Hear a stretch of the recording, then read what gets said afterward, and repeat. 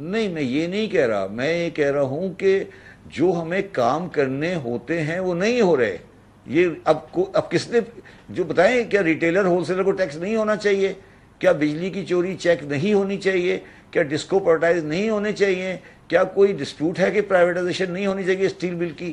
40 سال سے اسٹیل مل پڑی ہے، تو کون سا حکیم یہ کہہ رہا ہے کہ وہ نہیں ہونا چاہیے؟ تو یہ جو 20 سال میں حکومتیں تھیں، کیا انہوں نے یہ کیوں نہیں کیا؟ کیا یہ اس کا جواب دے سکتی ہیں؟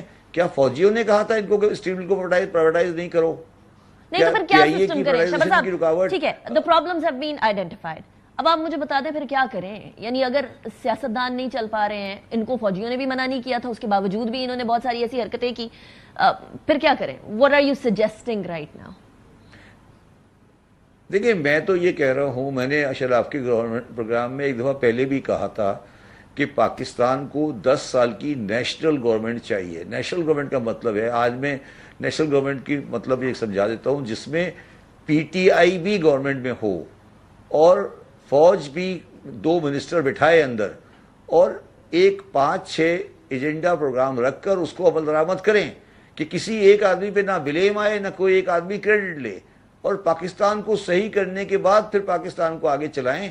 ادروائز نہیں چل رہا ہے نا، ہم کیوں ایکسپیکٹ کر رہے ہیں کہ یہ چل رہا ہے؟ ہم یہ بھی کیسے ایکسپیکٹ کر سکتے ہیں شبر صاحب کہ یہ ساری سیاسی جماعتیں اکٹھی بیٹھ جائیں گی اکانومی کو صحیح کرنے کے لیے؟ وہاں ہاتھ ملانے کو تیار نہیں ہوتے ایک دوسرے کے ساتھ. یہ آپ کہہ رہے ہیں گورنمنٹ میں اکٹھے بیٹھ جائیں تو پھر جو کام ہو رہے ہیں وہ بھی نہیں ہوں گے.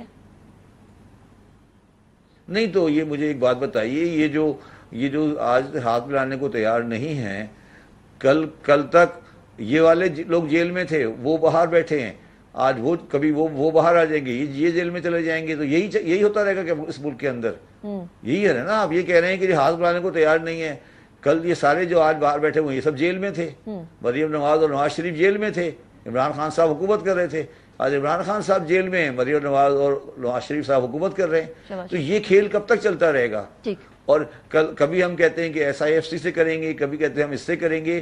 تو بات یہ نا کہ اب بیٹھ کے کسی وقت کوئی تو ٹھنڈے دماغ سے سوچے کہ ہونا کیا ہے. یہ دیکھیں نا، میں بڑی بڑی باتیں کر لوں بیٹھ کر یہاں، میں بڑے بڑے پروپوزل دے دوں، سولوشنز دے دوں.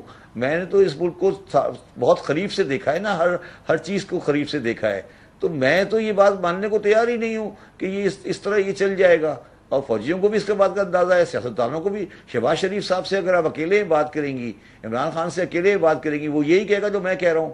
مگر وہ اب یہ پاکستان میں ان سب کو کون ساتھ بٹھائے گا، میں اس کے لیے میں بڑا پریشان ہوں.